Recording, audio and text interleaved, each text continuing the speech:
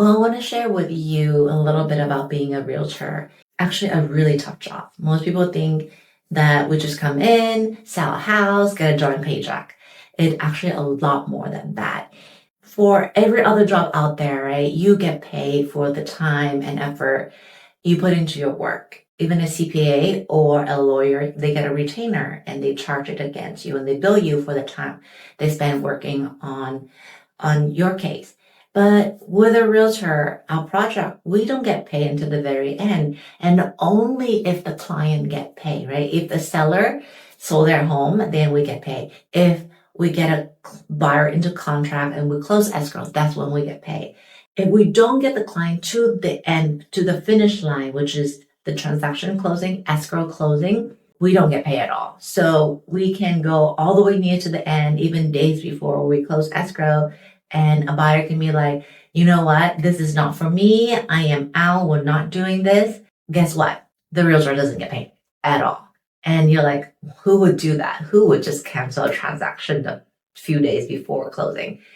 It doesn't happen all the time, but it does happen. And we've seen it from time to time where a home is going to pending into contracts, and then a month later we see it back on the market. And then guess what happened? The buyer got cold feet, or the loan fell through, or something happened where they just like, we cannot go through with this. We're going to be out. That buyer agent will not get paid for that transaction. And if the buyer continue to purchase, or they'll find another home where they close escrow, then yes, that buyer agent will get paid. But if not, then all the work that he or she done all the way up to that point is basically pro bono.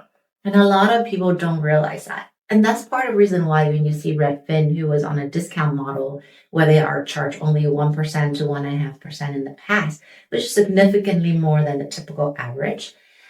They were, from the time of them being in business up until now, have never, ever been profitable. They have always had years and years and years of loss.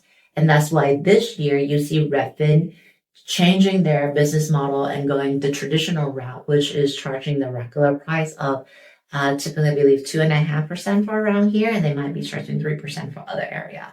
And that's the traditional model that most farm and brokerage use. I was anticipating that once they change to this model, then they'll see some sort of profit that I'm sure the investor will be a lot happier after all these years of showing a loss. And, and that's the reality of it. We can have one transaction where we get paid quite a big check. And then we probably have like 3, 4 other transactions that did not go through. Whether, the buyer changed their mind, the buyer don't no longer want to sell, the seller, like the market is changing, I'm not going to sell anymore, take it off the market. A lot of those things happen behind the scene that, you don't get to see.